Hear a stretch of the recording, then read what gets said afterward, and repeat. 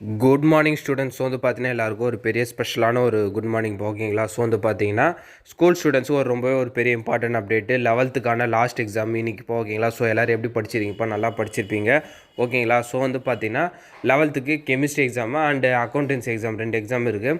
அதில் மெயினாக வந்து பார்த்தீங்கன்னா கெமிஸ்ட்ரி எக்ஸாம் பற்றி நிறைய ஸ்டூடெண்ட்ஸ் கேட்டிருந்தாங்க. ஏன்னா யூஸ்வலாகவே வந்து பார்த்தீங்கன்னா மேக்ஸு ஃபிசிக்ஸை விட கொஞ்சம் டஃப்பாக தான் வந்து எக்ஸாம்ஸ் இருக்கும். கெமிஸ்ட்ரி எப்படி ப்ரோ இருக்கும், ஓரளவு நல்லா கொஷின் வருமா, நல்லா ப்ரிப்பேர் பண்ணியிருக்கோம், மார்க் எடுக்க முடியுமான்னு நிறைய பேர் கேட்குறாங்க. ஸோ ஈஸியாக எடுத்துடலாம்ப்போ, ஒரு பிரச்சனையுமே கிடையாது. நீங்கள் 70 மார்க்ஸுக்கு எழுத போகிறீங்க ஓகேங்களா. 70க்கு 50 மார்க் வந்து ஈஸியாக எடுக்கலாம். எப்படி ப்ரோன்னா, நீங்கள் வந்து புக் பேக் 1 மார்க்ஸை மட்டும் ஃபுல்லாக தரவாக படிச்சிருந்தீங்கன்னா 15 வந்து 10 மார்க்குங்க, 10லேருந்து 12 மார்க் இருக்கும். லக் இருந்தால் 10லேருந்து 12 மார்க் இருக்குது நீங்கள் எடுக்கலாம். ஆனால் மினிமம் 10 மார்க் நீங்கள் எடுத்துடலாம் ஓகேங்களா.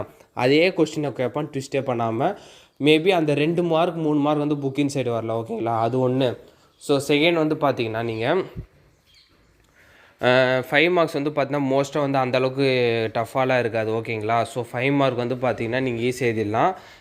அது மட்டும் இல்லாமல் வந்து பார்த்தீங்கன்னா உங்களுக்கு 2 மார்க்ஸ் அண்ட் 3 மார்க்ஸில் தான் வந்து பார்த்தீங்கன்னா கொஞ்சம் ட்விஸ்டடாக இருக்கும் ஓகே. ட்விஸ்டடுன்னு சொல்ல முடியாது, கொஷின்ஸ் வந்து பார்த்தீங்கன்னா ஃபுல்லாக அட்டென்ட் பண்ணுற மாதிரி இருக்காது.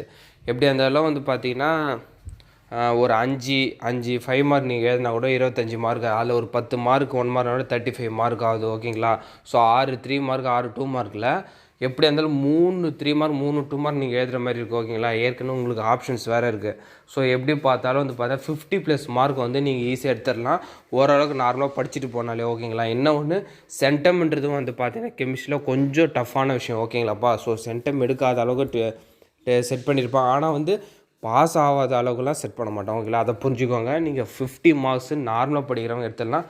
கொஞ்சம் நான் நல்லா படிச்சுட்டு போகிறாங்க, இதை விட இன்னும் கொஞ்சம் அதிகமாக எடுக்கலாம். எப்படின்னா கம்பல்சரியாக அட்டன் பண்ணுற மாதிரி அவங்களுக்கு இருக்கும் ஓகேங்களா. ஸோ அக்கௌண்டன்சி வந்து பொறுத்த வரைக்கும் வந்து பார்த்தீங்கன்னா 90 மார்க்ஸுக்கு 20 மார்க்ஸ் வந்து பார்த்தீங்கன்னா 1 மார்க் வந்துடும்ப்பா. அதில் மேக்ஸிமம் 18 உங்களுக்கு கவர் ஆயிரும். ஸோ 5 மார்க்ஸ் அண்ட் 3 மார்க்ஸு 2 மார்க்ஸில் வந்து பார்த்தீங்கன்னா மோஸ்ட்டாக புக் பேக்கில் கேட்டுருவோம் ஓகேங்களா. ஸோ ஈஸியாக ஸ்கோர் பண்ணிடலாம். அக்கௌண்டன்சியை பொறுத்த வரைக்கும் பார்த்தீங்கன்னா மேக்ஸிமம் வந்து பார்த்தீங்கன்னா 70+ மார்க் நீங்கள் அசால்ட்டாக எடுத்துகிட்டு போயிடலாம் ஓகேங்களா. ஸோ 11th லாஸ்ட் எக்ஸாமு எல்லாருக்கும் வந்து பார்த்தீங்கன்னா ஆல் த வெரி பெஸ்ட் ஓகேங்களா. ஸோ நீங்கள் நல்லபடியாக முடிச்சுட்டு ஸோ 12th போங்க. அது மட்டும் இல்லாமல் ஒரு சில 11th ஸ்டாண்டர்ட் ஸ்டூடெண்ட்ஸ் சொல்கிறாங்க, ப்ரோ என்ன ப்ரோ வந்து பார்த்தீங்கன்னா கம்மிங் மண்டேலேருந்து பார்த்தீங்கன்னா ஸ்பெஷல் கிளாஸ்ன்றாங்க, என்ன பண்ணுறதுன்னு தெரிலன்றாங்க.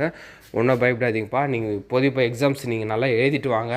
அது என்ன பிரச்சனை எதனால், ஸோ ஏன் மண்டே வந்து கிளாஸஸ் இருக்குது, கவர்மெண்ட் சைடில் அஃபிஷியலாக வந்துச்சுன்ற அதெல்லாம் நான் செக் பண்ணிட்டு உங்களுக்கு நான் அதை அப்டேட் பண்ணுறேன் ஓகேங்களா. இப்போதைய லாஸ்ட் எக்ஸாம் நல்லபடியாக முடியுங்க ஓகேங்களா.